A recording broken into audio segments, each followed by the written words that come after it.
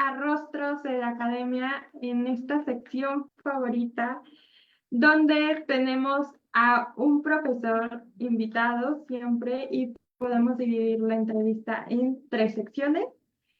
Saben que, como siempre, allí presente su moderadora Carla Almaraz hace la primera parte. Luego mis colegas, tanto Abril Ámbar y Diveni Valdomino, hacen las siguientes partes.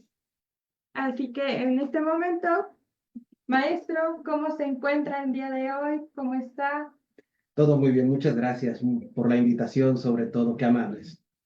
No, al contrario, gracias a usted por aceptar. Y también queremos agradecer de antemano que porque esto no sería posible sin videoconferencias de la Facultad de Ciencias Políticas y Sociales. Gracias a la doctora Olvera por coordinar este evento y a nuestro director del seminario, al doctor Edmundo Hernández Vela, por permitirnos tener este espacio. Es así que no me permito perder más el tiempo porque siempre nos gana en esta sección y me permito leer tu semblanza. Alfonso Aragón es especialista en temas de seguridad nacional e internacional, es licenciado y maestro en Relaciones Internacionales y profesor en la Facultad de Ciencias Políticas y Sociales de la Universidad Nacional Autónoma de México.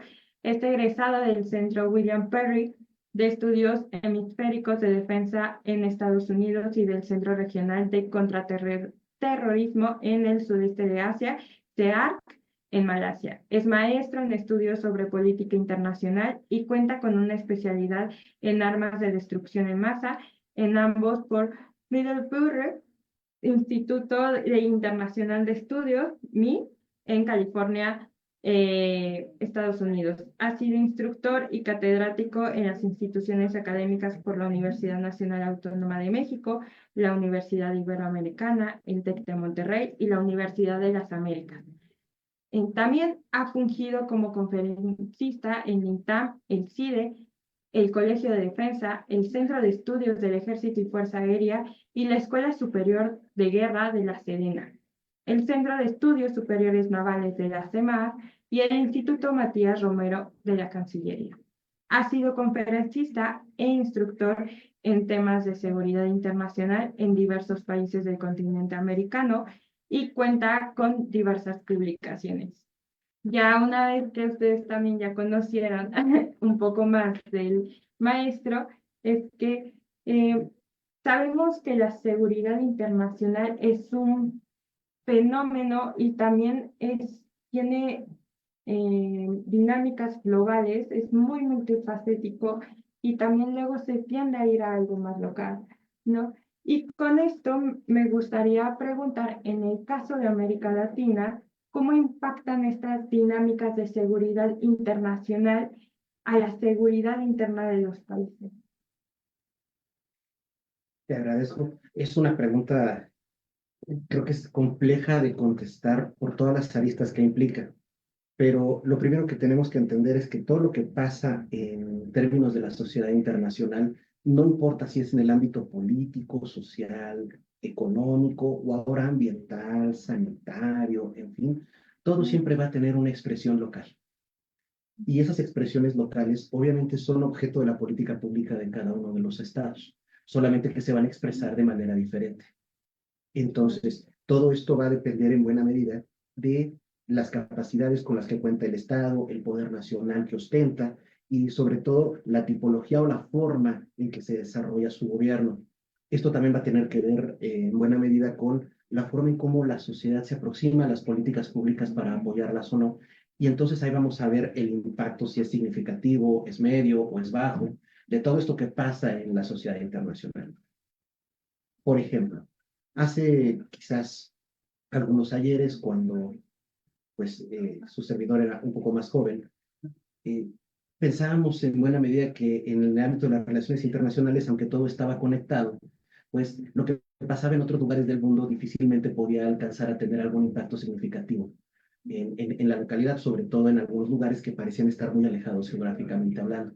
Con el paso del tiempo y la revolución tecnológica, esto probó obviamente ser pues erróneo, y ahora tenemos un mundo que está hiperconectado en todo el sentido de la palabra. Por lo tanto, cualquier cosa que suceda en el planeta de cierta envergadura va a terminar teniendo un impacto local, y las expresiones, como comentaba, van a ser muy disímiles, ¿no? En los países que tienen mayores posibilidades de poder resistir a aquellas cosas que no les son benéficas, van a estar en mejores condiciones para poder hacerlo. Habrá otros que sean mucho más vulnerables a ellos y se tengan que adecuar necesariamente a lo que hay de fuera. Muy interesante, maestro, lo que nos dice, pero, o sea, podría como darnos una característica principal, por ejemplo, de lo que sería una como política pública de seguridad interna que veamos muy específica nada más en América Latina. Muy específica en particular para América Latina respecto a la seguridad internacional. La verdad es que es difícil, ha sido difícil encontrar consensos, sobre todo porque los temas de seguridad de cada uno de los países varían muchísimo. Cada país va a pensar en su seguridad en términos de su historia, los valores que sostiene, la forma en cómo determina la identificación de sus riesgos y sus amenazas, y la forma en cómo hace prospectiva respecto a los impactos estratégicos que cree que pueden tener. Entonces, hay cosas que todos sabemos que pueden ser un problema, como el cambio climático, las pandemias y las epidemias, una modificación sustantiva del entorno económico, como un golpe inflacionario, etcétera, etcétera. Pero lo cierto es que, a pesar de que coincidimos en los problemas, no nos afectan igual. Mm. Y eso es lo que hace y eso es justamente lo que hace la diferencia. Por ejemplo, ustedes y yo podríamos hablar mucho tiempo sobre pandemias y epidemias, pero no es lo mismo la pandemia en México que la pandemia en Haití, o la pandemia en Brasil que la pandemia en Perú. Y todos coincidimos en que es un problema, y todos coincidimos en que es un tema que hay que atender, solamente que no tenemos las mismas capacidades, no tenemos los mismos niveles de afectación, y por lo tanto, la columna vertebral temática sí existe, pero lo que no es necesariamente idéntico o similar es todo lo que va aparejado en la aplicación de la política. Claro, es como si a veces ni siquiera nosotros entre los mismos países nos tratamos igual, ¿no? O sea, y lo pudimos ver mucho ahora también con la G20, ¿no? Como había países latinoamericanos entre presidentes que ellos mismos ni siquiera podían voltearse a ver, ¿no? O a tratarse, y porque también los intereses son diferentes, ¿no? Y las estrategias que tiene cada país en su seguridad interna. Hay algo que también me gustaría mucho preguntar, y esto es por parte de las instituciones que yo leí. De estas instituciones, ¿qué lecciones pueden aplicarse para combatir el terrorismo? Para combatir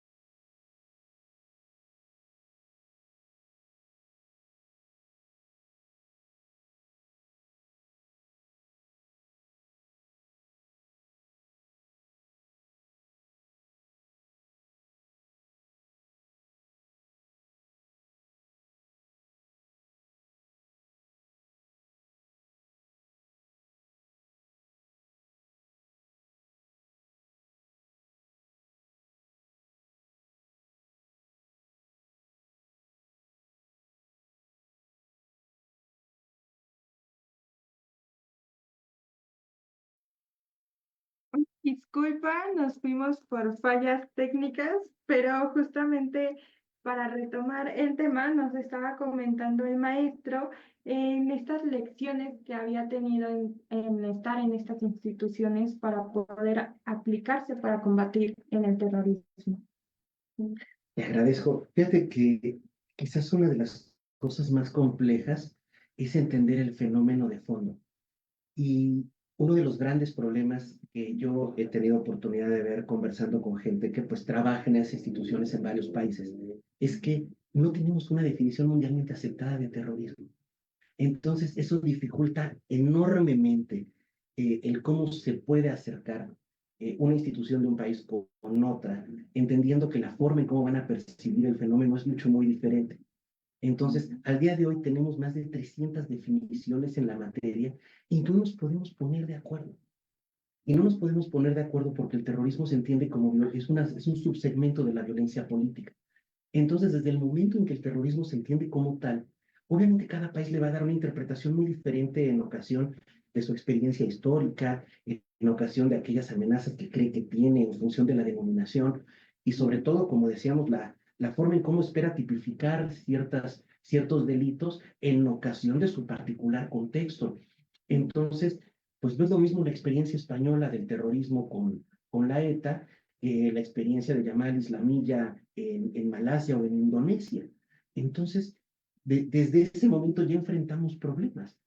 Y otro problema que tenemos es la forma en cómo nos aproximamos al fenómeno, pero en términos del espectro legal. Por ejemplo, si tú te asomas a Latinoamérica a ver cómo definimos terrorismo, quienes estamos integrados en el continente, la mayoría de los países hispanoparlantes tienen la tradición romana de derecho. Entonces, eso significa que lo que les preocupa para la tipificación del delito tiene que ver con qué haces y cómo lo haces. Pero si tú te vas al espectro anglosajón, Estados Unidos y Canadá tipifican terrorismo por lo general a partir de la motivación del perpetrador. Entonces tenemos maneras muy distintas de entender el tema. Ahora imagínate qué sucede cuando esas instituciones se tratan de poner de acuerdo en cómo combatir algo, cuando ni siquiera lo definen igual.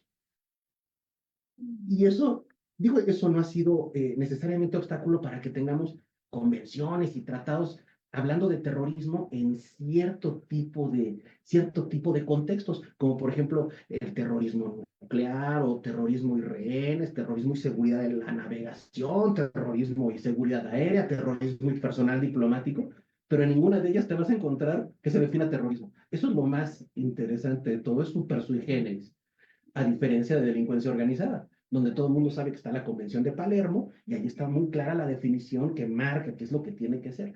Solamente que delincuencia organizada no es violencia política. Claro. No, entonces, ¿cuáles podrían ser como estas estrategias para que nosotros que estamos aprendiendo, por ejemplo, de terrorismo, podamos decidir aplicarlo de manera correcta sin poder, pues también segregar a otro lado de que tienen diferentes opiniones sobre qué es terrorismo? Uh-huh. Y desde la academia, las ventajas que tenemos es que podemos esgrimir metodologías que nos permiten, de alguna manera, hacernos más neutros, si gustas verlo así, o ver desde una cadena más objetiva el objeto de estudio como tal. Entonces, hay métodos para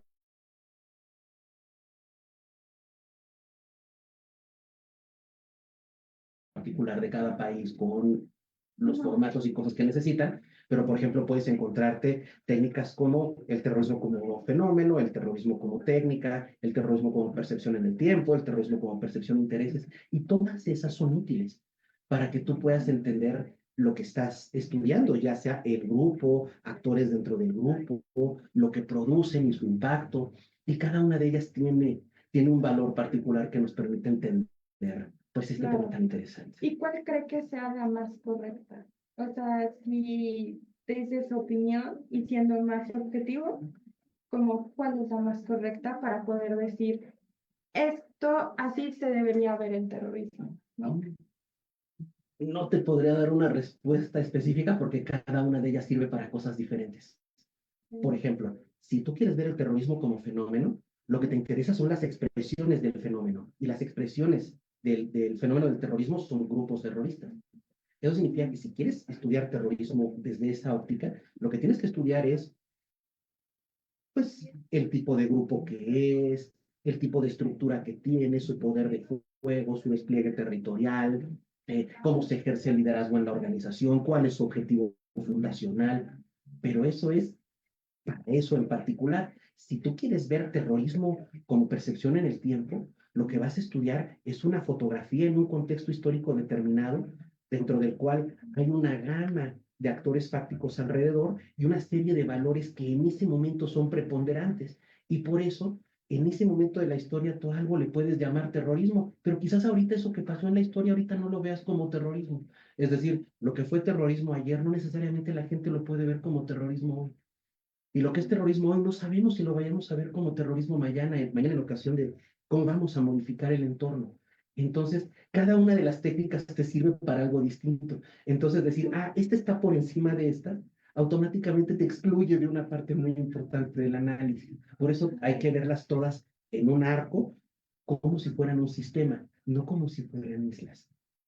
Eso es lo particular de los estudios del terrorismo. Por eso no tenemos una técnica que esté por encima de todas. Cada una sirve para algo distinto y juntas te permiten ver en un formato holístico el fenómeno o el grupo que quieras ver. Esa es la idea. Sería como una estructura, ¿no? Estaríamos hablando justamente para poder ver bien que si ponemos en la categoría de un fenómeno y justamente qué impactos va teniendo con la sociedad, ¿no? Porque, y bueno, de aquí podemos intuir que justamente una de las influencias, ya lo mencionaba, tiene mucho peso, es la globalización, ¿no? Cuando ya lo ponemos, pero ¿qué evolución ha tenido en amenazas no tradicionales? Y aquí sí me permite, yo un ejemplo muy claro, no sé si allí, y eso también tengo duda, podría ser el narcotráfico. Porque podríamos decir que es una amenaza, en un principio se le categorizaba como una amenaza no tradicional, ¿no? Porque podemos ver que el narcotráfico tiene dinámicas de muy diferente a lo que es también lo que si lo vemos en una estrategia en verlo de un fenómeno ¿no? como terrorismo, pues no decían al narco como un terrorista, ¿no? No se le clasificaba así, pero al final estaba haciendo las mismas dinámicas o a veces incluía más, y por eso también dijeron, no, este no puede ser terrorista porque no entra en una solamente categoría. Entonces, en esto de la globalización, ¿dónde está? ¿Qué podríamos definir primero como amenazas no tradicionales? Porque también siento que el narcotráfico no es algo que podamos decir que es nuevo, que viene de muchos años anteriores, que tiene muchos estudios, ¿no? Y segundo, cómo esto se va evolucionando con esta globalización. Mm, Creo que tienes un muy buen punto de análisis cuando dices que son fenómenos, la mayoría de ellos, que no son nuevos. Ni terrorismo, ni subversión, ni delincuencia organizada son nuevos. Es más, ni siquiera entran en el ámbito de la modernidad, son mucho más antiguos. La pregunta es por qué no eran temas globales, o sea, por qué no se volvían temas que todo el mundo de alguna manera decidiera que se tenía que poner de acuerdo para atacarlos cuando realmente existían antes. Una de las respuestas que tenemos para eso es justamente que este tipo de actores se expresaban más en los ámbitos locales y no tenían de alguna manera un objetivo de carácter internacionalizante o transnacional. Entonces eso los obligaba a ser atendidos exclusivamente dentro de la localidad y se volvían problemas de seguridad pública o de seguridad interior. El problema es cuando se modifica el entorno y cuando esa modificación del entorno obliga también a estos actores de alguna manera a cambiar y conforme ese cambio también sus circunstancias, sus objetivos y por supuesto sus lógicas de actuación van a empezar a transnacionalizarse. Un ejemplo que te pongo en este sentido es el de terrorismo. Había olas de terrorismo anteriores. Para no irnos tan lejos, por ejemplo, si tú revisas el terrorismo anarquista que va de 1880 a 1920, pues bueno, se volvió un gran problema, pero el mundo no lo consideró suficiente para tener que ponerse de acuerdo para irse sobre el fenómeno. Y eso que asesinaron un montón de titulares de ejecutivo. Después tuvimos terrorismo anticolonial, pero cuando el terrorismo se vuelve un tema que a todo el mundo le empezó a interesar, no es el 11 de septiembre, ese es terrorismo de carácter religioso. fue el terrorismo de nueva izquierda o izquierda radical, y este terrorismo empieza en los 60. Pero ¿por qué se volvió importante y por qué se volvió internacional? Pues porque se les ocurrió secuestrar aviones. Y ahí sí todo el mundo se tuvo que poner de acuerdo porque no es un tema local, es un tema internacional.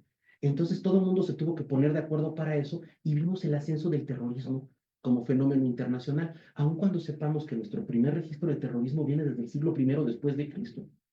Entonces llama la atención que nos tardamos 1959 años para reconocer un tema así, pero no es porque no existiera, es porque el tema empezó su carácter internacionalizante unos años antes, pero se expresó en este momento particular de la historia. Lo mismo pasa con la delincuencia organizada. Todo el ambiente tecnológico que está arrojado sobre la globalización le permite internacionalizarse más rápido, le permite conectar con células de trabajo, le permite la expansión de su negocio en otras latitudes que antes no tenía. Y eso obviamente obliga a los países a tener que cooperar, a tener que entenderse y a tener que consensar. Por eso te explica por qué la Convención de Palermo de Delincuencia Organizada es del año 2000, pero delincuencia organizada existe desde hace más de 600 años. Digo, tal es así que hasta muchas veces nos glorificamos en la cultura popular. Nosotros se supone que tenemos hasta piratas y uno se disfraza de pirata cuando, bueno, antes nos disfrazamos de piratas. Ahora la gente se disfraza de influencers, pero bueno, no importa, es cada quien se disfraza de lo que guste, pero lo que te quiero decir es que eso ha existido siempre, nada más que no tenía toda esta gama de tecnologías detrás para poder generar con mayor eficiencia su labor y no afectaba tanto como ahora sí afecta, ¿no? Antes probablemente era un problema de seguridad pública. Ahora los problemas de delincuencia organizada, subversión y terrorismo en buena medida se volvieron de seguridad interior y para muchos países incluso de seguridad nacional. Entonces sí, la globalización tiene un peso fundamental por todo lo que acarrea. Muy interesante, maestro. Creo que sobre todo en esto de que dicen las tecnologías, porque vamos a empezar a ver también como la inteligencia artificial va a tener un peso enorme, ¿no? Y entonces ya también va a ser que juntarse más países para justamente combatir pues este tipo de delincuencia transnacional y también vamos a ver vamos a ver terrorismo, ¿no? Diferentes tipos, diferentes fenómenos a lo que voy. Y con esto es también preguntarle de las armas de destrucción masivas. ¿Cómo siente que ha observado los cambios en los últimos años? A mí se me viene mucho a la mente cuando hablamos como de armas de destrucción masiva, un caso como muy popular fue el misil Ninja, ¿no? Con el que se mató al final bueno, se dijo que mató al líder de Al Qaeda y que este misil justamente tenía como el prototipo de que era muy silencioso y ya tenía el objetivo, solamente lo tenías que poner una vez y ya, ¿no? Y entonces después vamos a empezar a tener en objetivos de desarrollo en las agendas, por ejemplo en Estados Unidos, misiles hipersónicos, ¿no? Y en esto, o sea, quisiera ver más su opinión profesional en estos cambios. Dentro de las armas de destrucción en masa, cuando hablamos de la categoría, por lo general hablamos de armas que les llamamos QBRN. Entonces son químicas, biológicas, radiológicas y nucleares. Eh, Al final, la humanidad se tuvo que poner de acuerdo para decir por qué les podíamos decir armas de destrucción masiva, a diferencia de otro tipo de armas. Y aquí quizás lo interesante es simplemente señalar que esas armas se llaman así por la capacidad o el potencial destructivo que tienen, no necesariamente por lo que resulta al momento de ejecutarlas. Es decir, no se cuantifican por sus resultados, se cuantifican por su potencial. Porque al final tú puedes tirar un arma nuclear en el desierto y no matar a nadie, y no por eso deja de ser un arma de destrucción en masa. O lo mismo con una química, una biológica o una radiológica. Entonces, en ese supuesto, cuando tú me preguntas, por ejemplo, ¿qué hemos visto en los temas de tecnología que afectan este tipo de armas? Pues hemos visto muy lamentables sucesos. Por ejemplo, yo sé que a Dios gracias, no se han aventado más armas nucleares que las de Hiroshima y Nagasaki, aquellos fatídicos 6 y 9 de agosto de 1945, pero lo cierto es que tenemos nuevos desarrollos por parte de los países que sí las tienen. Ahora, mucha gente podría pensar que están pensando en hacer armamento nuclear mucho más destructivo que el que ya tienen, pero lo cierto es que más bien es al revés. están empezando a hacer armas que no tienen tanto nivel de destrucción, pero para así poder ser utilizados en un teatro de guerra o utilizadas de manera táctica, no de manera estratégica. ¿Eso qué significa?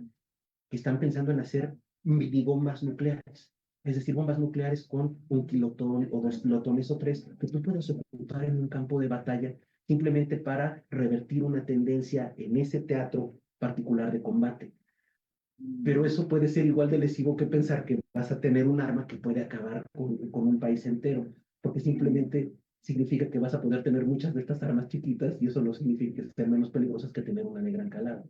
No sé si me explico con esta Claro, parte. sí. Y entonces la tecnología nos ha empezado a llevar por allá, porque también las necesidades, de acuerdo al ámbito militar de varios de los países, no están ancladas en disuadir estratégicamente al oponente como se hacía en la Guerra Fría. Eso ya está hecho. La parte es cómo aprovechar las tecnologías existentes dentro de un escenario que sí pueda ser concreto y accionable. Por eso decimos que eso es muy complicado. Entonces, esa es una parte. Otra es que tú veas que las capacidades para desarrollar armamento químico o biológico también pueden estar a la mano de actores no estatales. Entonces, eso te pone en otra tesitura muy interesante sobre cómo utilizar una tecnología o no.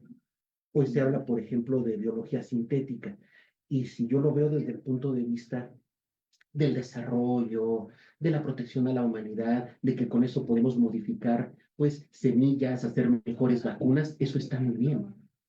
Pero si yo lo estoy pensando con el hecho de saber que yo puedo hacer una enfermedad mucho más agresiva, mucho más patógena, y y que no sea posible protegerse de ella con una vacuna, entonces estamos en problemas.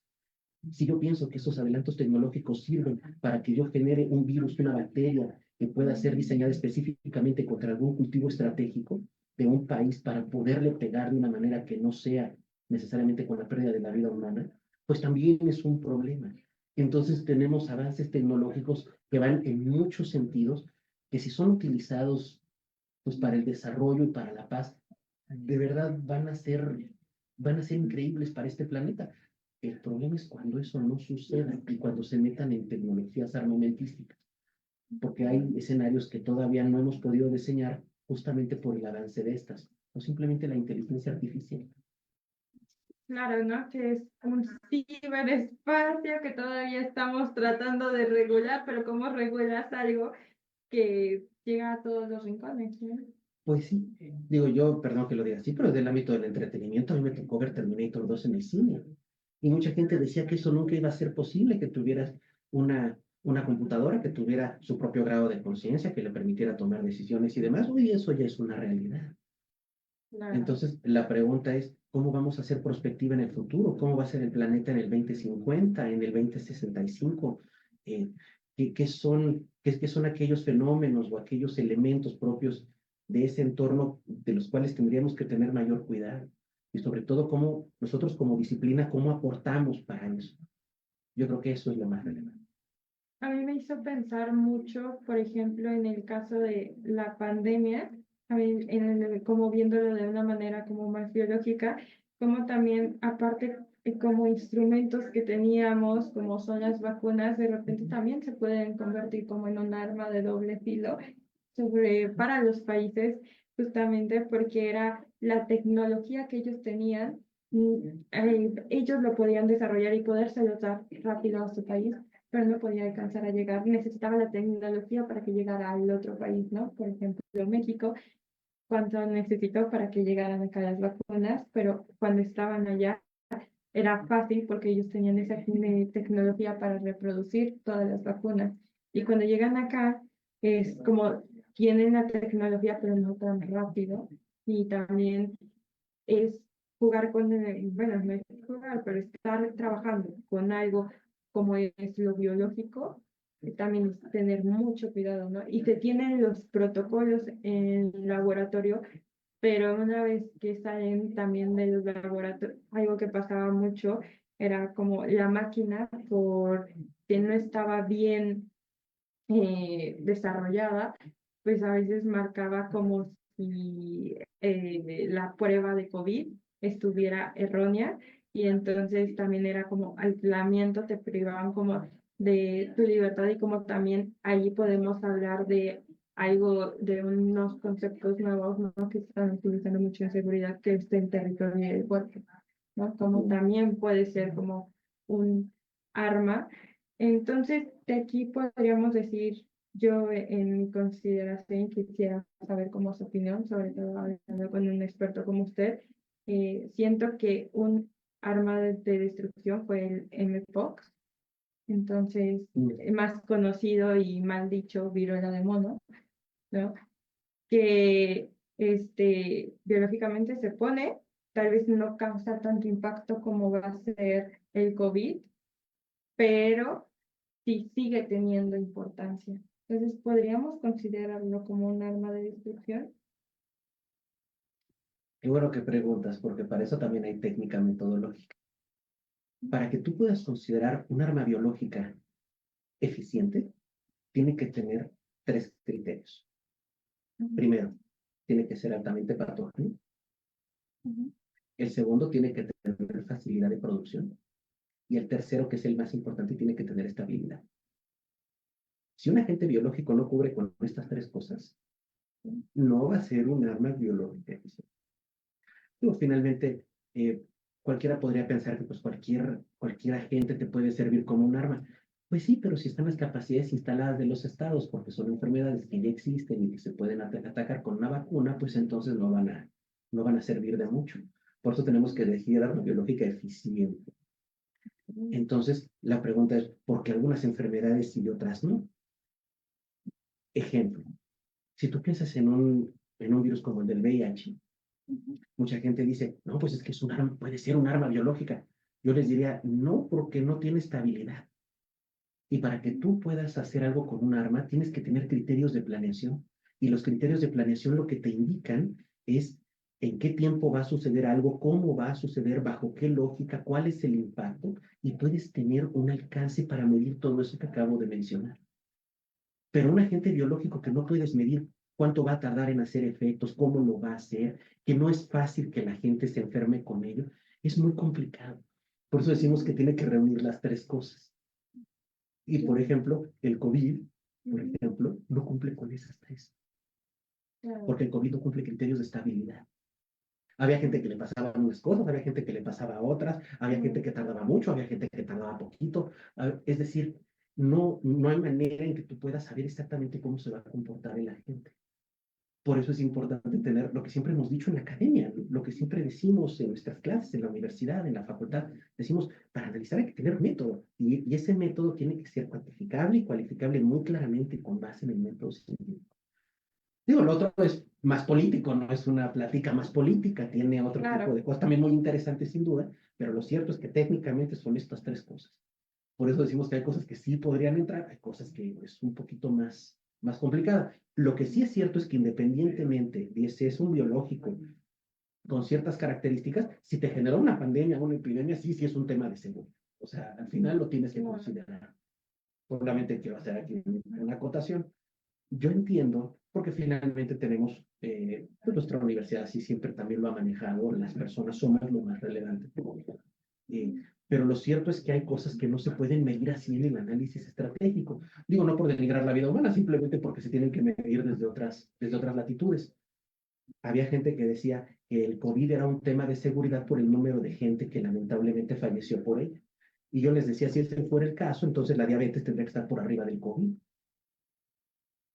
Y yo no veo que nadie esté diciendo que la diabetes sea un tema de seguridad internacional. Entonces, eh, lo que quiero decir con esto es que al final hay impactos muy importantes Ujú.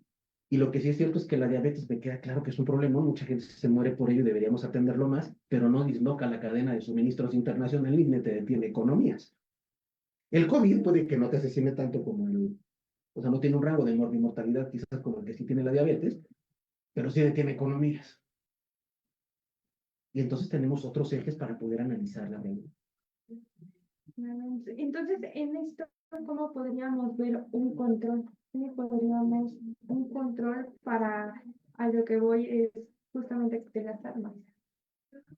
Híjole, mira, para las armas de destrucción masiva tenemos protocolos y tenemos tratados. Tenemos el Tratado de No Proliferación para las Nucleares. está considerada la piedra angular del desarme. Yo tengo mis dudas sobre eso, pero bueno, de tenerlo a no tenerlo, creo que es mejor tenerlo. Tenemos la Convención de Armas Biológicas y la Convención de Armas Químicas. Es decir, el planeta entiende que son un problema. Donde quizás a veces discrepamos es en la forma en cómo deben ser atendidos, cómo deben ser reguladas. Entonces, y sobre todo, la manera en cómo llegar a desarme cero. Ahí tampoco estamos necesariamente de acuerdo en todo el plan. Entonces, todo el mundo entendemos el valor de que estas armas no deberían existir en el planeta. El problema es que muchas de ellas tienen usos estratégicos. Muchos países que las tienen simplemente deciden no abandonarlas, sobre todo el caso de las nucleares. ¿Por qué? Porque les representan ventajas estratégicas. Entonces, sí tenemos mecanismos de control. La pregunta es si son suficientes en ocasión del contexto que estamos viviendo, por ejemplo. Y si lo especificamos más aquí en México, ¿cómo México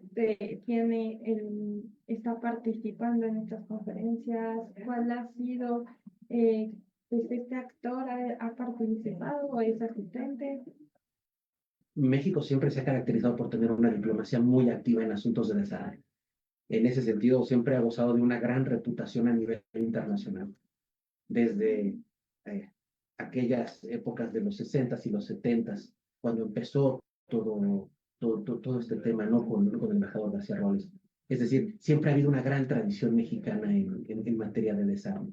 Nuestro país siempre se ha pronunciado en foros internacionales en contra de este tipo de armamento, independientemente de la forma, del tipo. México siempre se ha declarado en contra de las armas de destrucción en masa y nuestra participación como país siempre ha sido aplaudida en los foros. De hecho, tan es así que por eso está pues, el Tratado de Tlatelolco. No somos la primera zona libre de armas nucleares poblada del planeta. A propuesta, por cierto, por supuesto, de México y el grupo de países que lo acompañaron en aquel momento.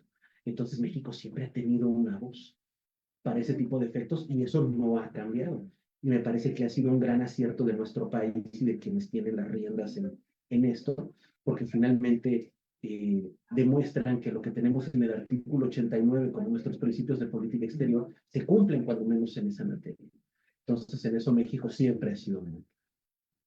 Hay un tema que ya mencionábamos anteriormente, pero siento que es muy importante también. Antes de acabar con esta sección, esta sería la última pregunta. Muchas gracias, maestro. Me ha respondido todas mis dudas. ¿Qué es el papel que desempeña la ciberseguridad? La ciberseguridad podrá parecerte quizás muy particular mi respuesta, pero estamos en pañales. Y no México, me refiero al planeta.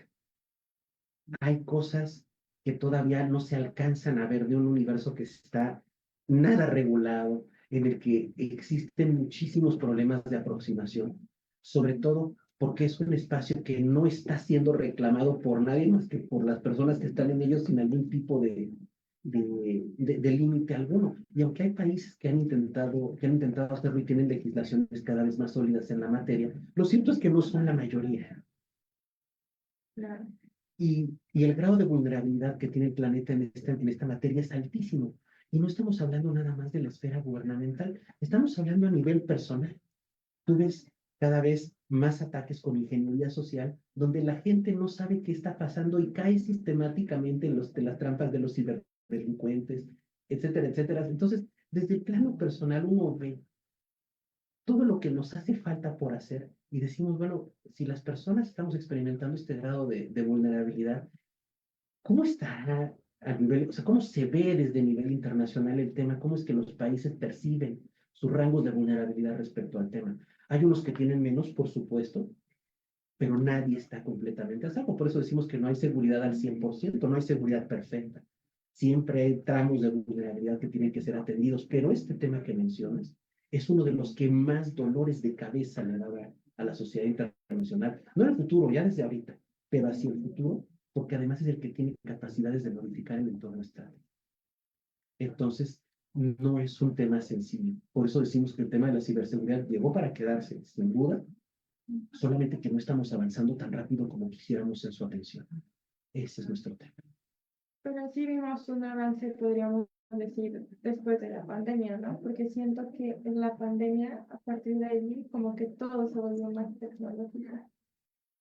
Pues sí, nada más que el ejemplo de la pandemia quizás fue el mejor, porque la pandemia lo único que nos demostró es que reprobamos esa prueba a nivel planetario.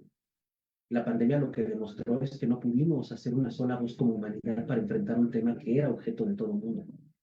La verdad es que es una prueba que reprobamos. Y si reprobamos la pandemia, también estamos reprobando cambio climático. Y también estamos reprobando crisis hídrica. Y también estamos reprobando crisis alimentaria. Y si estamos reprobando todas esas, con más razón vamos a estar reprobando la asignatura de ciberseguridad. Entonces, entiendo lo que me dices y sí es cierto, se concientiza más el tema, se transversaliza de manera más rápida, pero a pesar de los esfuerzos, no se ve que tengamos un avance palpable. Y yo creo que eso es lo que en el fondo duele como planeta, lo que nos duele como humanidad, entre otras muchas cosas que nos aquejan, es eso, que no hemos sabido responder en conjunto, que no tenemos consenso rápidamente, que, que todavía seguimos anclados en nociones, quizás ahorita que mucha gente ya considera anacrónica, que es que no podemos pensar en lo colectivo de una manera formal, y eso pues nos está arrastrando a lugares que no queremos. Pero bueno, no me quisiera ir ya porque sé que esa era justamente mi última pregunta, pero sin algo, ¿alguna esperanza que hay como para hacer seguridad con, porque sé que el plano realista, como bien lo decía, no va a algo positivo, pero algo positivo que podríamos sacar de ahí? Muchas cosas. Toma en cuenta que ahora tenemos cosas como la seguridad humana, que antes no teníamos. Es decir, el simple hecho de que podamos ver la seguridad desde otros espectros, que no son estrictamente aquellos que atacan, eh, eh, me refiero a la parte física de las personas.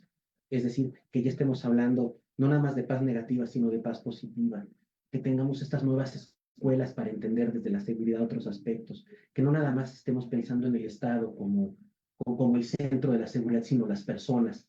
Es decir, que tengamos un enfoque más de corte antropocéntrico que estatocéntrico en muchos sentidos. Perdón, pero es un gran avance y eso también nos tiene que hablar de esperanza. Aunque debo reconocer que, bueno, mi línea de trabajo analítica en la academia, pues bueno, tiene que ser los estudios estratégicos y es encontrar las preocupaciones y encontrar dónde están los posibles riesgos y amenazas. Pero eso no significa que todo el futuro sea necesariamente gris o negro. Y yo creo que para eso finalmente también nuestra facultad demuestra por la lógica que tiene, que pues parte de nuestra esperanza está en la gente que está estudiando en nuestras aulas, compañeros, compañeras que están ahí, que van a egresar para hacer de esto un mundo mejor. Y es lo que yo les digo al final a mis estudiantes cuando terminamos clases. Yo lo que les digo es, óyenos a resolver lo que nosotros no pudimos, ¿no? Porque al final pues, nos tenemos que beneficiar todos, ¿no? Tenemos que hacer algo mejor. Para eso estamos aquí, ¿no? Muchas gracias, maestra. De verdad que ha sido un honor entrevistarlo. Y pues ya no, ya por el tiempo, tal vez me pasé un poquito, le doy voz a mi colega Abril Ámbar, a la vez Lázaro. Por favor, Abril. Hola doctor, hola Carla, me hubiera encantado estar ahí con ustedes, estoy un poco indispuesta, una disculpa por mi voz, pero justamente pues esta sesión se trata un poquito de su experiencia como profesor, que como bien lo mencionó Carla en la semblanza, pues es bastante vasta, y sobre la relación que tiene con sus alumnos. Entonces, en una primera instancia me gustaría preguntarle cómo es que ha influido pues su experiencia internacional, pues digamos que dentro de su enfoque pedagógico, ¿no? Dentro del aula. Te agradezco mucho, primero saludarte, un gusto como siempre. Eh, pues eh, la experiencia internacional me ha permitido conocer otros sistemas en otros lugares del mundo sobre cómo hacer academia. Y de todo se ha aprendido, de todo se ha aprendido. Me ha tocado ver modelos europeos, me ha tocado ver modelos norteamericanos, me ha tocado ver modelos asiáticos. Todos tienen cosas muy interesantes de dónde tomar para beneficio del aula. Y yo creo que todos me han dejado algo muy positivo. Pero quizás la forma la forma que yo encontré más benéfica para esto fue una mezcla de todo. Es decir, el establecer, por ejemplo, formatos como seminarios, que son los que a mí más me parecen útiles, sobre todo por el nivel en el que imparto aquí en la facultad, que ya son materias optativas. El entender estas materias también como productos integradores, es decir, que son materias que solamente gente que tiene ya toda una carga cognitiva de por medio puede aprovechar mejor.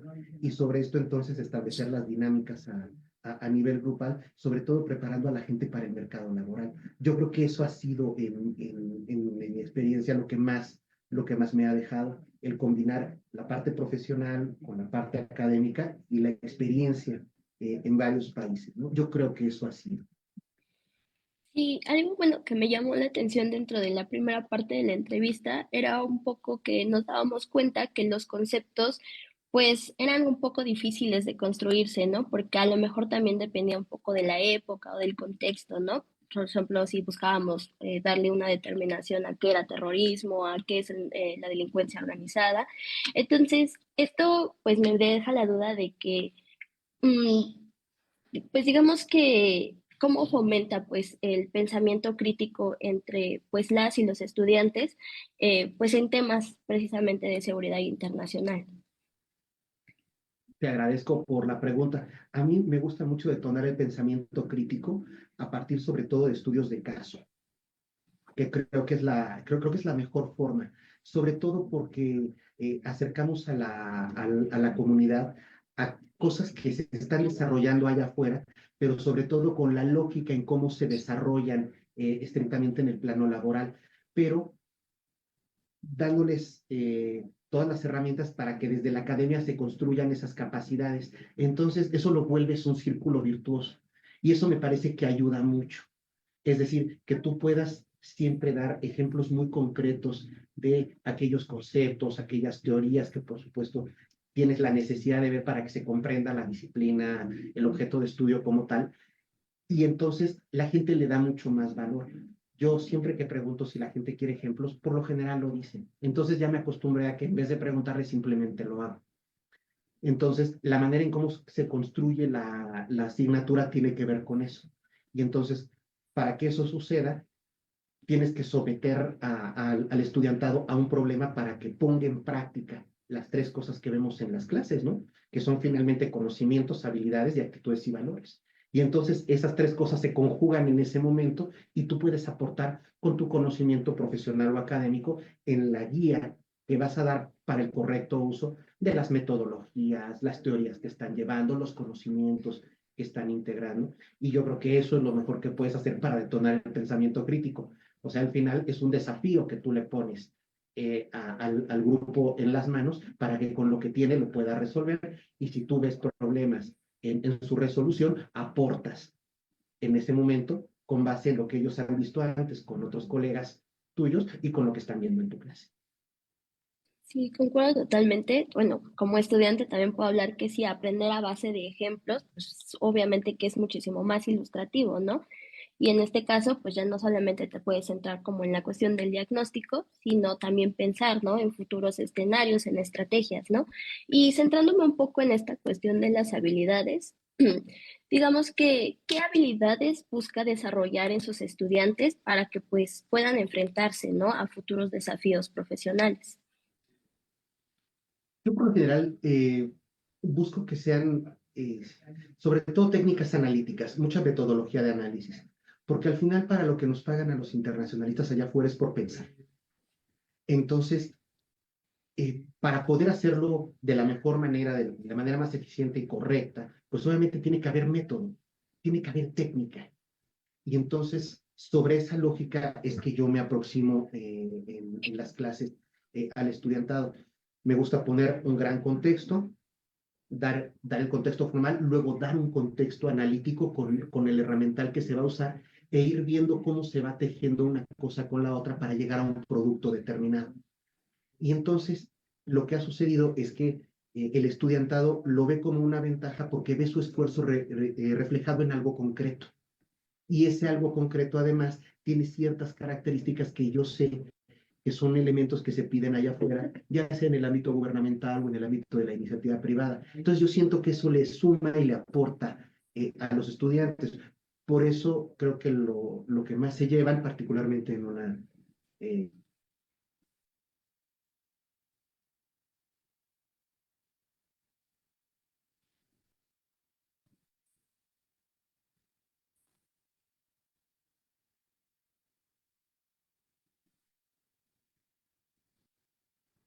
No puede ser, creo que soy yo.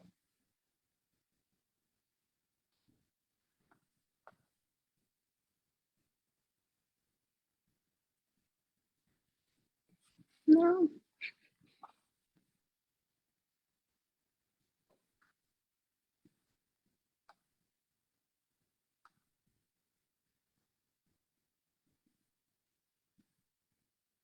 Ah, vale. Oh, estoy.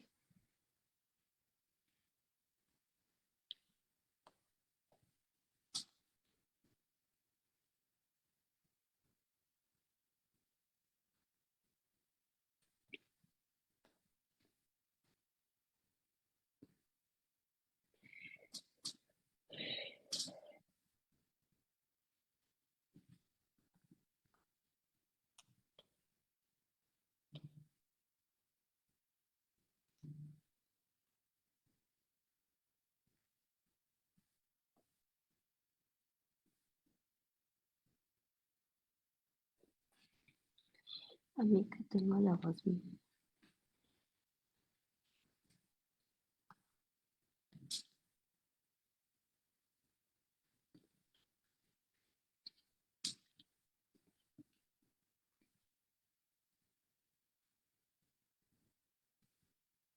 El micrófono. Hemos vuelto. listo. Adelante, Abril, por favor. Sí, justamente, bueno, puedo entender entonces que digamos que usted utiliza como un proyecto final, entonces digamos que es la materialización y también como esta condensación, ¿no? De distintas habilidades que precisamente se van desarrollando pues a lo largo del curso, ¿no?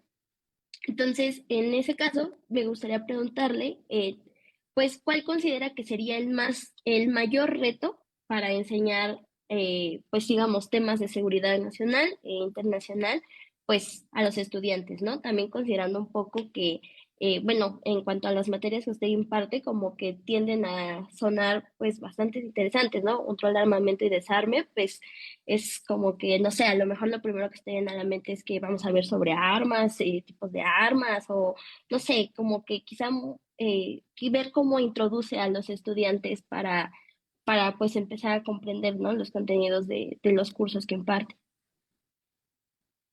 Híjole, yo creo que no hay un reto, yo creo que hay muchos desafíos muchos desafíos en la materia. Y uno de los más importantes es la desmitificación del tema, porque finalmente las personas pueden llegar al aula con ideas que no necesariamente están ancladas en la realidad sobre ciertas cosas alrededor de las armas, ¿no? Las químicas, las biológicas, las nucleares. Y entonces, el poder entrar a desmitificar eso para verlo desde un punto de vista técnico, analítico y metodológico, siempre es un gran desafío, sobre todo porque ya venimos desde mucho antes, pues con ciertas creencias, con ciertos prejuicios, y entonces antes de entrar al tema, primero hay que procurar limpiar, como decimos, el espacio para que lo que vayamos a ver tenga los menores sesgos que sabemos que no van a ser útiles para el aprendizaje y por supuesto para la posterior ejecución de las metodologías y las técnicas analíticas que necesitamos. Entonces, ese es uno de los grandes desafíos que tenemos. Otro que también es muy relevante es el que la gente entienda que tiene que incluir tanto análisis cuantitativo como cualitativo.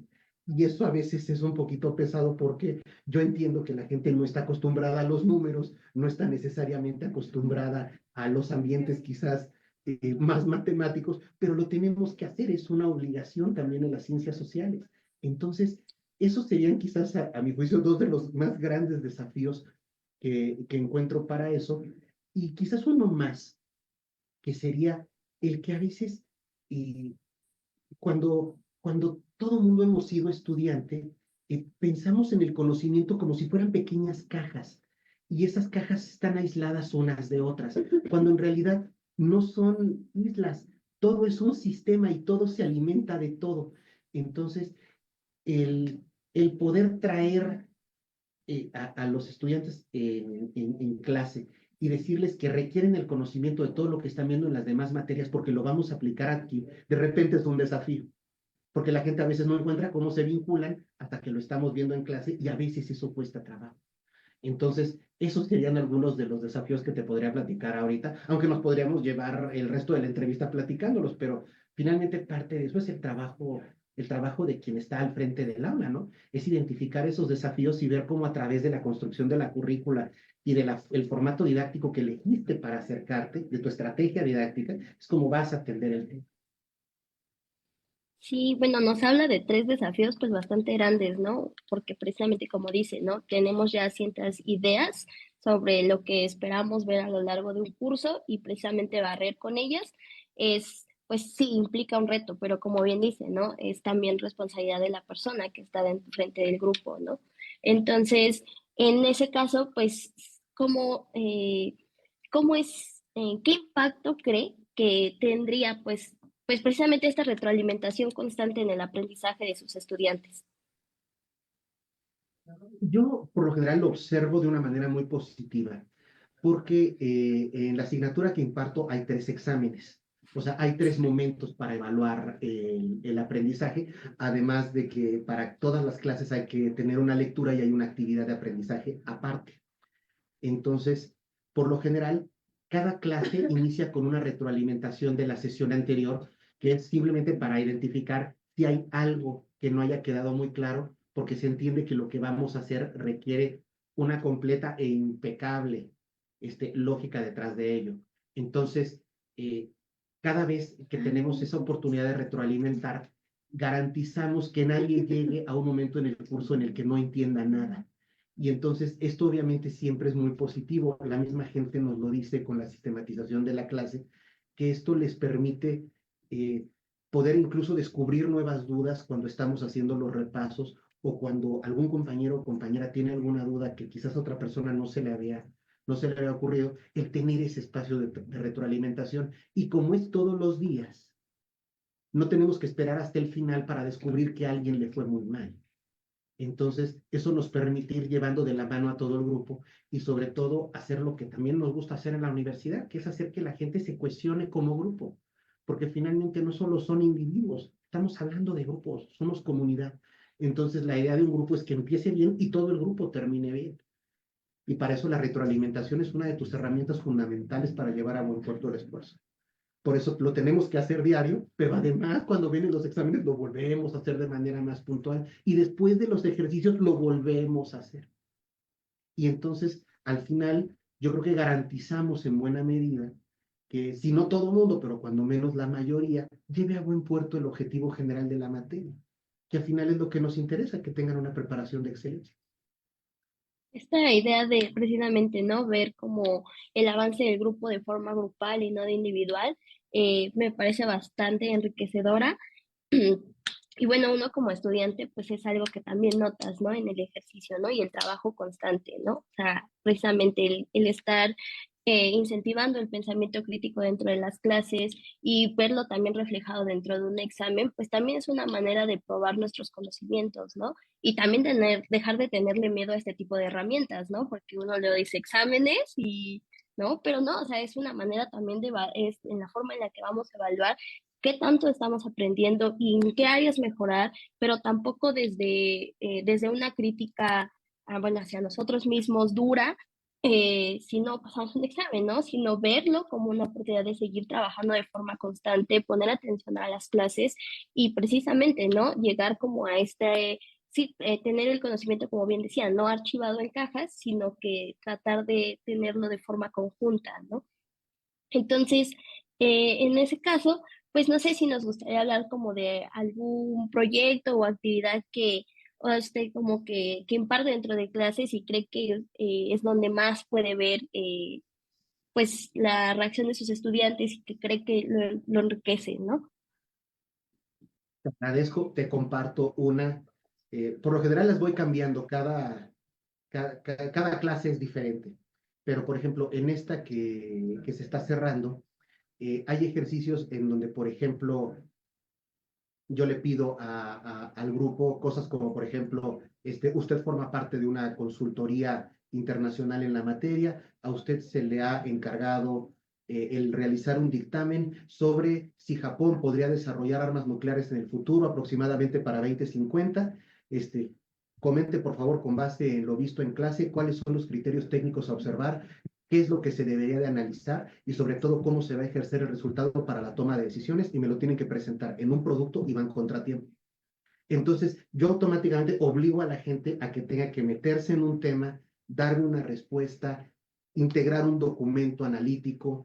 Ese documento obviamente va a ser escrutado de muchas formas para que yo pueda entender si efectivamente están entendiendo lo correcto o no, pero es poner en práctica todo.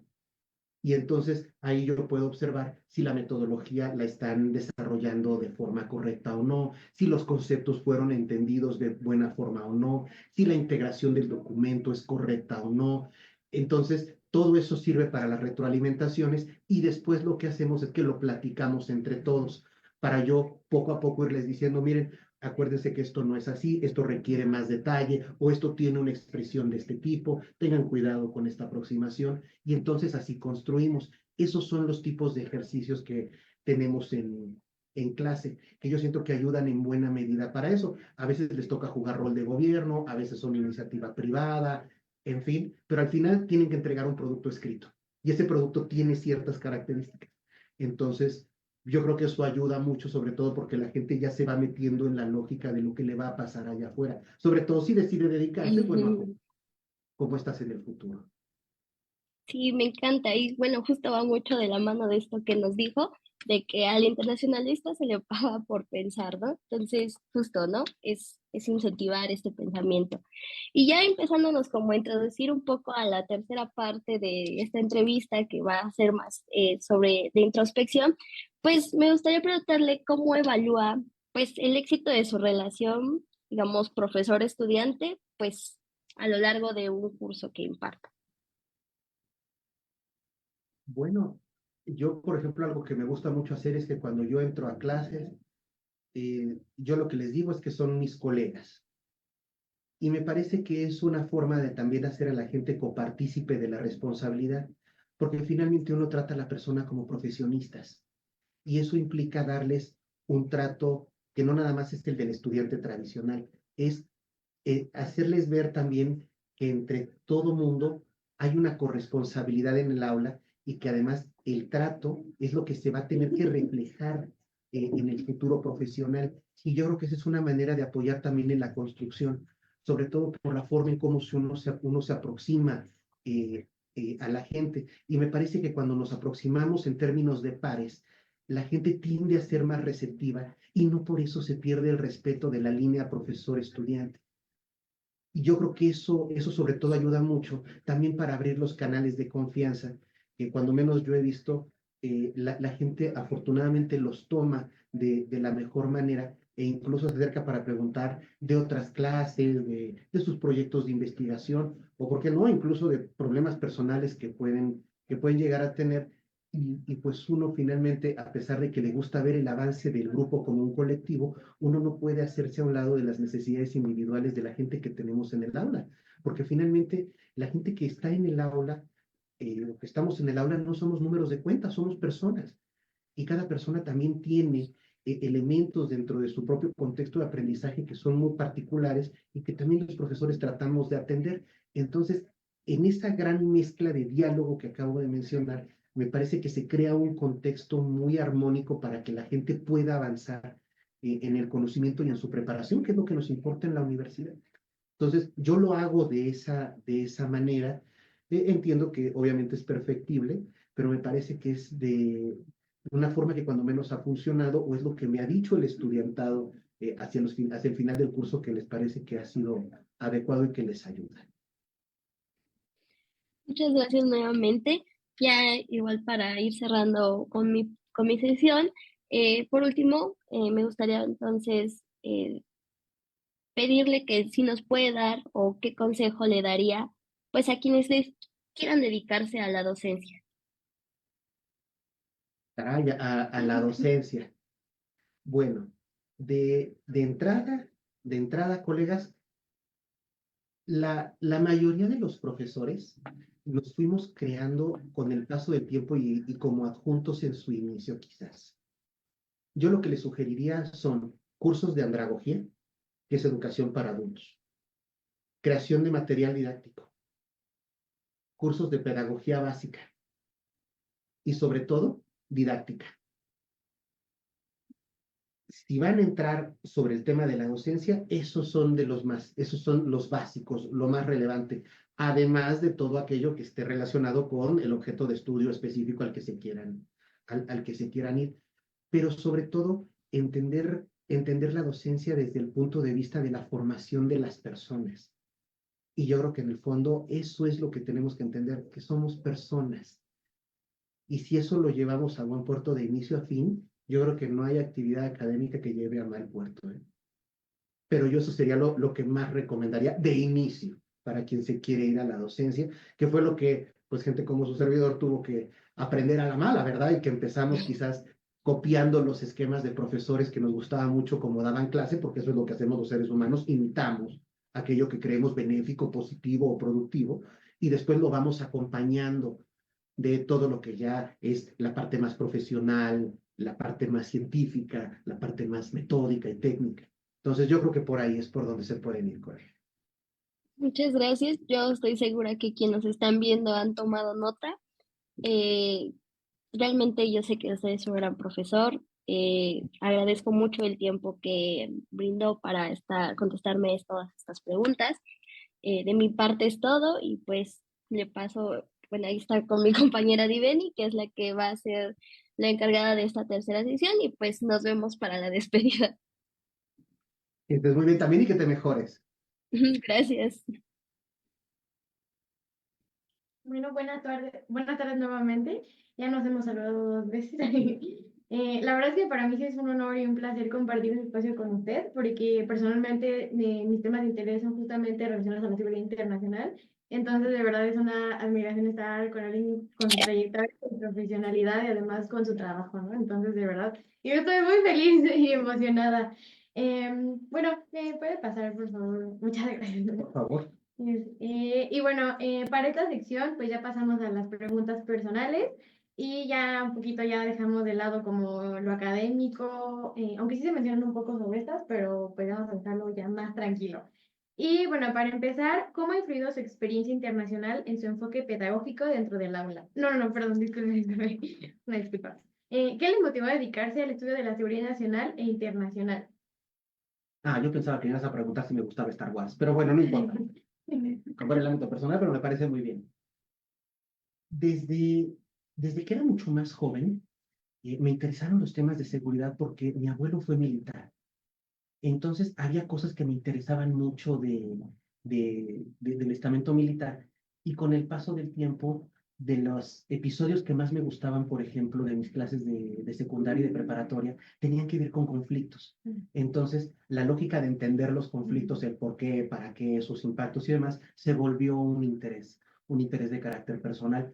Con el paso del tiempo, lo que uno va descubriendo es toda la tragedia que se desarrolla alrededor de los conflictos y entonces entra esta parte de entender cómo entenderlos para evitarlos o cómo entender para resolverlos o cómo entender para que no se den.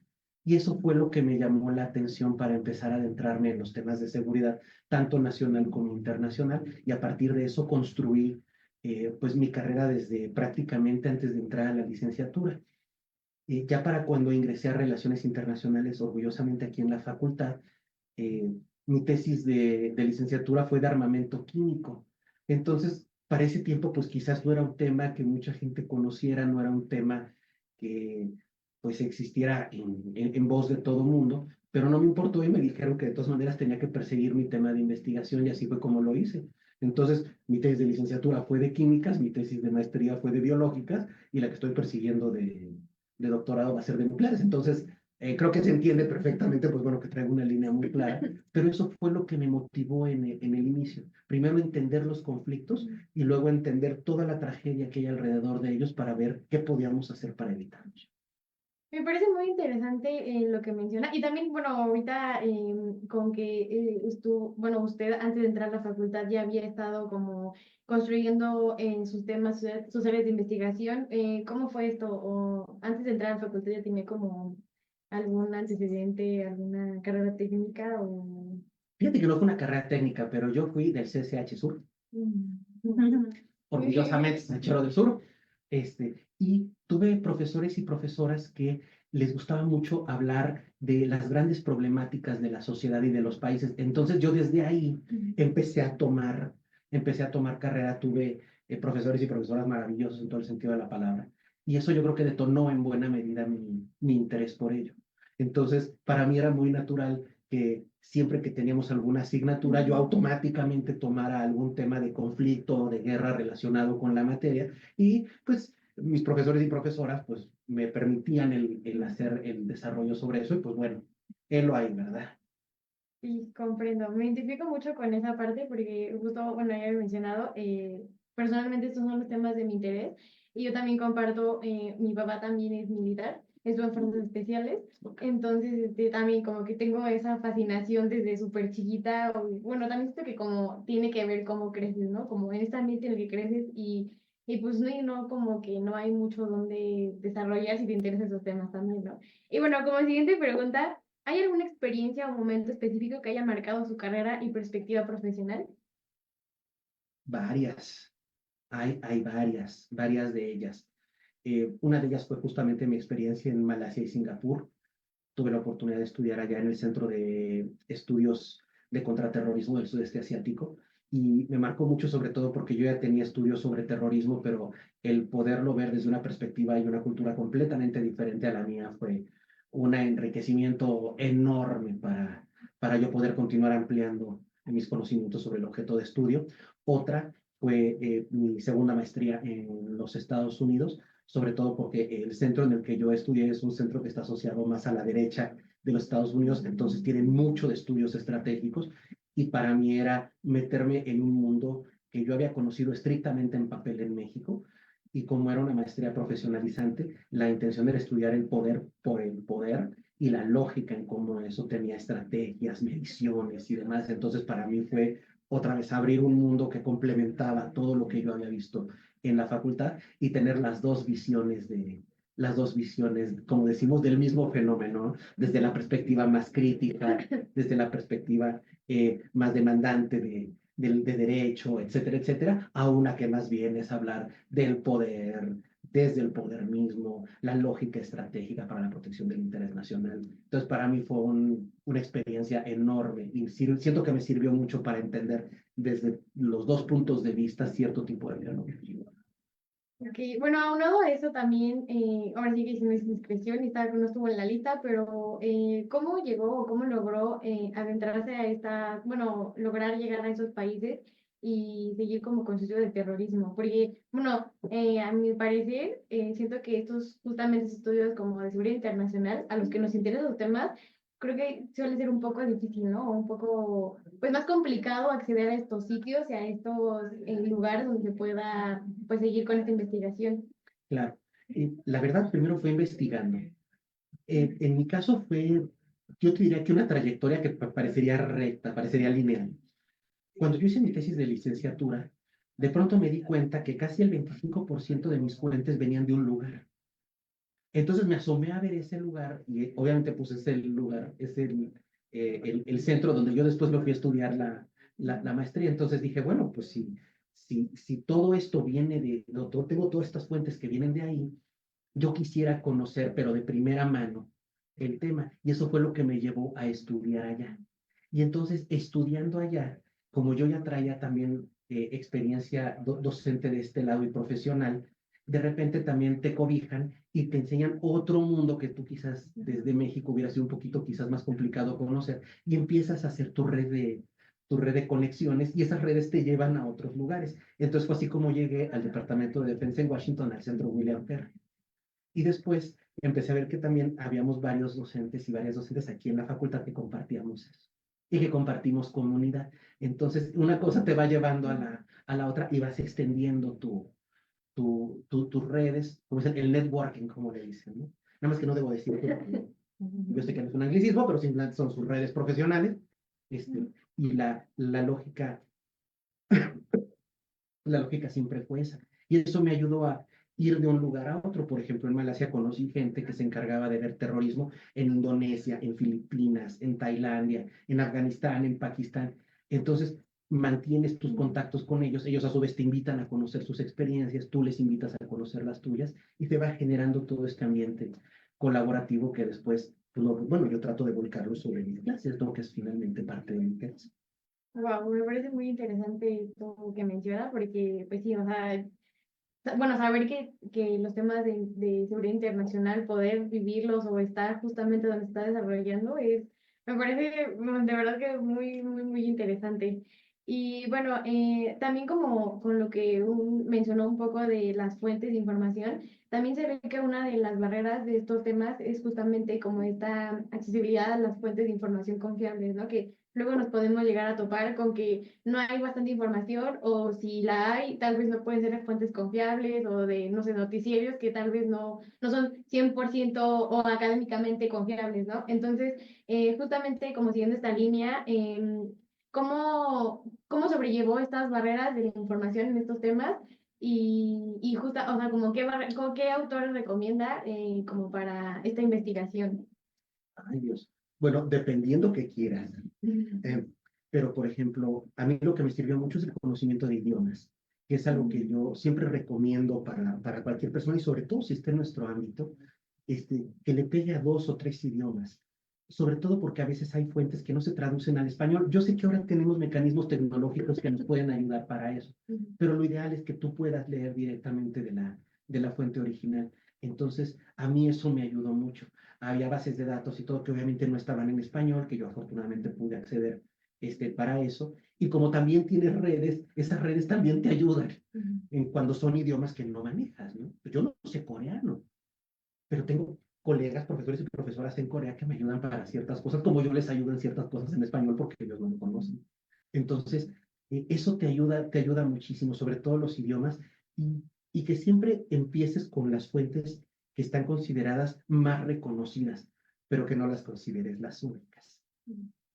Y, por ejemplo, algo que a mí me encanta de nuestra facultad es que si bien es cierto, te piden que analices y te vayas a buscar en el mundo lo que sea que tengas que hacer para sostener el argumento que tienes o darle sustento a los argumentos, también te piden que no te olvides de México. Porque aquí también tenemos producción, quizás no sea tan grande como la de Estados Unidos o la de Canadá, pero aquí tenemos también investigaciones muy importantes hechas por mexicanos y mexicanas que tienen una gran trayectoria que quizás no tienen el escaparate internacional que tienen otras universidades en el extranjero, pero no por eso son menos valiosas. Y yo también siempre les digo, sí, busquen en el mundo, pero empiecen por aquí. Y aquí siempre hay gente valiosa a la cual podemos recurrir. Yo a la fecha sigo recurriendo a mis profesores de licenciatura, que tengo la fortuna de todavía tener vivos a la mayoría de ellos. Uno de ellos, pues el doctor Hernández Vera. Y pues bueno, siempre es un honor seguir aprendiendo. Muy bien, muchas gracias por sus consejos. Y bueno, justamente como con esto de los idiomas que mencionó, ¿cuál considera que fue pues, el idioma más difícil para aprender o por qué se le complicó más? Bueno, como esta complicidad de los idiomas, porque también siento que eso también es un factor importante, que a veces llegan a ser complicados un poco. Bueno, en mi caso, difícil el japonés y el chino, sobre todo por lo que implica, ¿no? Es todo un lenguaje diferente para eso, ¿no? Yo creo que los lenguajes de Oriente siempre son los más complicados. Finalmente estamos más acostumbrados al inglés, al francés, por una o por otra razón, entonces no nos cuesta tanto trabajo, pero los otros sí. Y yo creo que ahora tenemos hartas necesidades de seguir teniendo gente que cada vez aprenda más chino, cada vez aprenda más coreano, y no por el K-pop, pero por otras cosas que también son igual de divertidas. Pero en fin, necesitamos gente mucho más políglota en la facultad, sobre todo por los alcances que se sabe que necesitamos tener en nacionales y en el extranjero, ¿no? Pero bueno, sobre todo porque además te van a abrir puertas profesionales y personales. Bueno, mi experiencia justamente abreva de eso, ¿no? de que justamente pude lograrlo, pero bueno, porque había dominio de idioma, porque afortunadamente había dominio temático, porque se reunían las credenciales para llegar allá, y hoy el mundo es súper competitivo.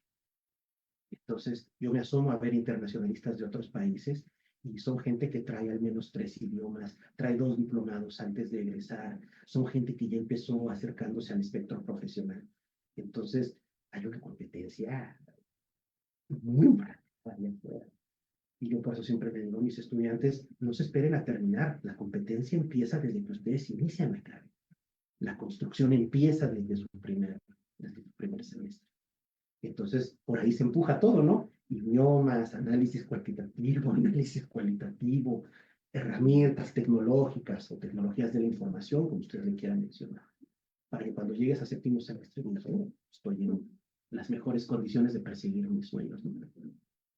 Muy bien, muchas gracias por este consejo. Igual creo que sirve, bueno, nosotros que ya vamos a egresar, que yo estoy en séptimo semestre, pero también a los de primer semestre, ¿no? Que siento que entran así como con este sesgo de ching, ¿y ahora qué hago, no?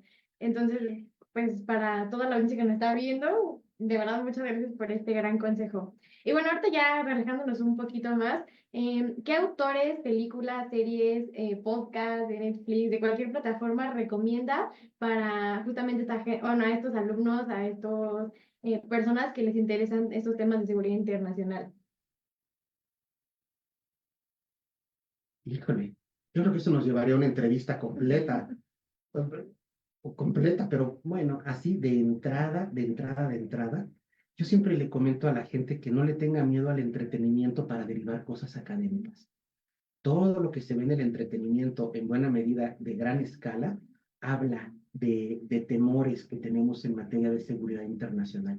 Entonces, no sé si se han fijado, pero por ejemplo, de un tiempo a la fecha, se habla de cataclismos, hay películas de pandemias, hay películas, no sé, de futuros distópicos donde el planeta ya se terminó porque tuvimos un gran conflicto que no pudimos detener. Es decir, todas esas que pueden parecer mero entretenimiento realmente tienen un sustento muy interesante dentro de la academia, porque no todo es ver documentales, que sí son muy importantes, me queda clarísimo, yo le digo a la gente que siempre los vea, pero no es lo único.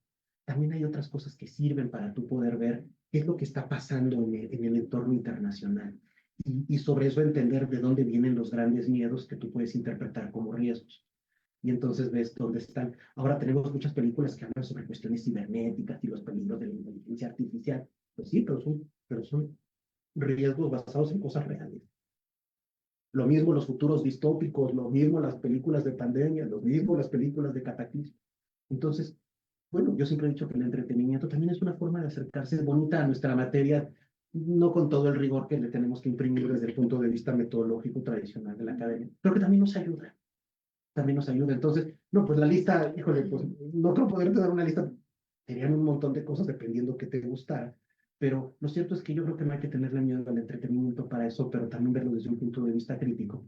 Y lo otro es no dejar de lado todo aquello que tenemos en la materia que sí es estrictamente académico, y eso es nuestra producción literaria, estar viendo gente que se está esforzando para utilizar incluso el TikTok desde el punto de vista académico. O sea, hay cosas muy interesantes que tenemos ahora, que muchas veces no están pues tan calibradas o mencionadas como quizás un buen libro. Pero al final todo suma, como decimos en la academia y en la formación.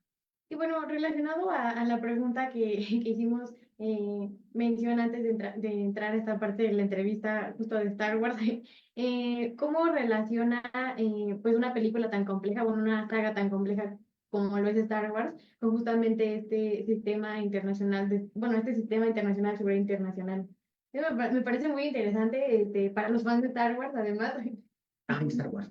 Bueno, pero es que yo no soy Jedi, yo soy Sith, entonces no le voy a ayudar mucho con la respuesta, qué lamentable situación.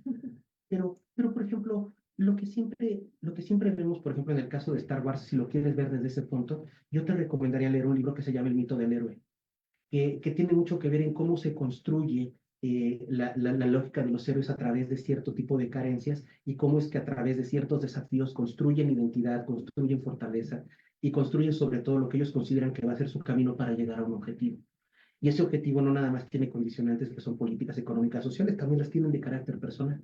Entonces, cuando tú vas leyendo ese tipo de cosas y las ves pero más desde la sociología, desde la politología o incluso desde la psicología como tales, te encuentras cosas de lo más interesantes, más allá de lo que te divierte la trama, etcétera, etcétera, ¿no? Entonces, yo, por ejemplo, son cosas que recomiendo. A mí personalmente me gusta mucho la saga de Conan el Bárbaro, ¿no? De Robert T. Howard. Pero si alguien quiere entender a ese tipo de cosas y lo quiere ver desde el punto de vista académico, entonces tiene que leerse literatura celta y tienes que acercarte a cosas como Cuchulain de Lady Gregory. Es decir, te adentras en un mundo también que te abre puertas al arte, que te abre puertas a la historia, que te abre puertas al conocimiento. Y entonces también es muy bonito entrar desde ahí, aunque también te gustan las cosas por el simple hecho de ser lo que son, ¿no? Que es el entretenimiento como tal y la cultura pop.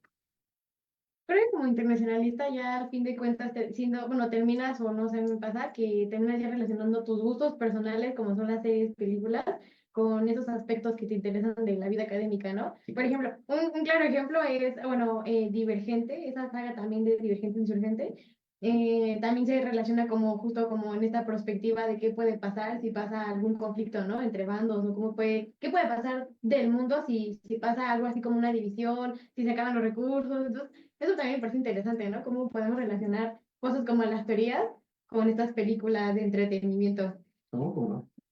Y bueno, ya continuemos, continuando con la siguiente pregunta. ¿Qué pequeño hábito o ritual le ayuda a concentrarse o a mantenerse positivo ante temas tan complejos como la seguridad?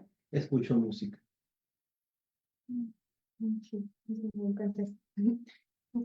Eh, y bueno, es un gran consejo. La verdad es que creo que la música también es una parte importante pues para relajarse, ¿no? Y también como esta nueva diplomacia cultural, ¿no? Que está suscitando en este mundo. Y bueno, ya. Si no se hubiera dedicado a la seguridad internacional, ¿qué otra carrera o área le hubiera interesado? Ah, te voy a tener que decir lo que me dijeron en el CSH. Cuando yo hice esta suerte de ejercicio que es de orientación vocacional, no sé si lo recuerdas que nos hacen en el CSH en algún momento, eh, de orientación vocacional, y yo en ese sentido no sé si fui afortunado o desafortunado, porque fui de esas personitas, éramos como 4 personas que estábamos al final, a todo mundo le dieron su resultado, habíamos 4 personas que nos dejaron hasta el final y nos dijeron, con ustedes no les podemos dar un resultado. No importa ustedes a qué se dediquen, seguramente les va a gustar. Se ve que a ustedes les gusta aprender, entonces a lo que se dediquen eso, así que vayan y elijan. Y yo fui, bueno, yo esperaba algo Concreto. un poquito más concreto, pero no sucedió. Entonces volví a hacer el examen y resultó que había cosas que me gustaban mucho. Entonces resultó que a mí me gustaba la ciencia política, me gustaba la química, me gustaba la música y me gustaban las letras. Entonces, si me hubieras preguntado qué cosa me hubiera gustado estudiar, muy probablemente letras inglesas contemporáneas, me hubiera gustado también estudiar licenciatura en guitarra, me gusta mucho la música, pero también me gusta mucho la politología y también me gusta la química. Entonces, como verás, parece que no tiene nada que ver una cosa con la otra, aunque yo veo muy claramente cómo todas se vinculan, pero ya es una cuestión personal. Sí. Ah, bueno, qué interesante esta respuesta, porque también siento que algo de los internacionalistas característicos es que justamente estamos como entre no saber qué estudiar, ¿no? O bueno, al principio es de que no, pues es que me gusta economía, historia, geografía, me gusta de todo y no sé a qué irme. Y al final fue de que, pues relaciones internacionales. Y sí, ¿no? Al final creo que esa carrera es una de las cosas que tiene, es que puedes conectar todos tus gustos y pues en un mismo como tema, ¿no? O sea, se puede llegar a conectar todo y eso es creo que lo fascinante de esta carrera, que es multidisciplinaria, que pues se puede llegar a conectar todo, aunque tú dices como, no, pues no tiene nada que ver, pero al final sí tiene que ver. Fíjate que sí, yo algo que le recomiendo a los estudiantes, sobre todo, yo sé que me toca ya llevarlos cuando ya están saliendo, pero yo lo que siempre les digo es que creo que la gente falla cuando quiere entender relaciones internacionales como una carrera. Relaciones internacionales no es nada más una carrera, es una forma de vida. ¿Por qué? Porque como eres multidisciplinario, encuentras conexiones con un montón de cosas que al final van a acabar también incidiendo en tu forma de ser de manera natural. Pero no es nada más que llegues a tu casa y dejes de ser internacionalista. Vas a seguir siendo internacionalista dentro de tu casa, en tus gustos personales se va a ver. Entonces, yo lo que le digo a la gente es que perciba lo que tenemos en la facultad, insisto, no como una carrera nada más, de verdad es una forma de vida. Lo vemos hasta en nuestros gustos personales. Por eso mucha gente dice, "Ah, es que ustedes pueden hablar de todo". Pues sí, es que ustedes buscan aprender de todo. Pues sí, es que ustedes cuando se acercan a un problema dicen cosas que otras personas quizás no hubieran pensado. Pues sí, justamente esa es parte de nuestra lógica. Justamente. Sí, sí, justo me parece interesante. Y bueno, aunado a esto, ¿cuál ha sido la lección más inesperada que ha aprendido de alguna cultura o país que haya visitado durante su estancia profesional? Y hay cosas que sí son universales. No importa en qué cultura estés. Por ejemplo, ser honesto es algo que te van a aplaudir no importa dónde estés. Que seas una persona que respete a quien tienes al enfrente es algo que te van a agradecer no importa dónde estés. Es decir, hay cosas que aprendes y te dejan claro que no importa de dónde vengas, hay cosas que se valoran mucho. Y entonces yo pensaba que era mucho, muy diferente y no, no es necesario. Y he tenido oportunidad de platicar con gente de varias religiones, con gente que se expresa en muchos otros idiomas, en varios lugares del mundo, y todos agradecen lo mismo. Agradecen el respeto, agradecen la honestidad, agradecen la verdad. Y esa fue una gran lección que me llevé. Yo siempre metido en el tema de, bueno, es que las culturas, todos somos diferentes, tienen esta base cultural. Y sí, sí, las bases culturales, lo que ustedes quieran, pero en cualquier lugar la persona honesta va a ser respetada. La persona ética va a ser respetada. Entonces, esa creo que fue de las grandes lecciones que aprendí y que a la fecha agradezco mucho. Wow, es muy interesante cómo puedo, pues sí, ¿no? Como ya lo había mencionado, cómo puedo llevar esos temas que le apasionan y que le gustan a poder conocerlos en persona, ¿no? Y además creo que también eso es algo de ahora sí que regresando, retomando de la carrera, porque también siento que una de las cosas que comparte esta disciplina es que también encuentras un sentido o pues algo en común con todas las culturas, ¿no? O sea, a pesar de, no sé, nosotros ser de México y nos gustan los temas de Ucrania, como que en algún punto confluyen, en algún punto se conectan. Y esto me parece también muy interesante, ¿no? Que en algún punto, a pesar de que estamos muy lejos, igual estamos conectados por uno mismo y por los problemas, bueno, hablando de seguridad internacional, por los problemas internacionales. Me parece muy interesante lo que acaba de comentar y esta reflexión que nos deja también a nosotros como estudiantes, que pues no perdamos esta conexión y este respeto, ¿no? Estos valores que crecimos, con los que crecimos y nos desarrollamos. Y bueno, la siguiente pregunta, ¿qué cualidades personales cree que son indispensables para alguien que se dedica a la seguridad internacional? Las mismas que te acabo de mencionar, que seas una persona honesta, que seas una persona recta, y así son habilidades de otro tipo, que seas una persona organizada, pero que también seas una persona que más que hablar sepa escuchar, que seas una persona que entiende el beneficio del ganar-ganar y no nada más el ganar-perder, que seas una persona que sepa lo que quiere, pero no por eso deje de identificar las necesidades de los demás. Hay muchas cosas que están ahí para que tú puedas entrar al mundo de la seguridad internacional. Entonces, más allá de todos aquellos, pues todas aquellas habilidades que se requieren, como cualquier profesionista los debe tener, están las otras partes personales que a veces omitimos, pero sobre todo una que se nos olvida, tener mucha inteligencia emocional. Porque eso sí, la universidad nos abre las puertas para un vastísimo mundo de conocimiento, pero a veces se nos olvida que también la inteligencia no nada más es aquí. La inteligencia también nos habla de gestión emocional, nos habla de saber manejar el estrés, de ser personas empáticas con quien tenemos enfrente, de ser personas que veamos por el colectivo. Es decir, a veces nos concentramos en lo técnico, ¿no? Nos concentramos en, a ver, tengo que ser bueno haciendo análisis, tengo que ser una persona puntual, tengo que ser una persona coherente, sistemática, comprometida. Bueno, sí, pero si no eres una persona con gestión emocional, si no eres una persona con inteligencia emocional, perdón, pero de muy poco va a servir que tengas eso, porque al final tanto tu vida profesional como personal no va a ser la mejor. Entonces, yo por ahí también me iría. Yo sé que no es común, quizás no era la respuesta que esperabas, pero me queda claro que es una necesidad que tenemos y más ahora en nuestros días, ¿no? Que es cuando más tenemos que aprender a blindarnos emocionalmente, no porque antes no lo necesitáramos, sino porque antes ni siquiera se hablaba de eso.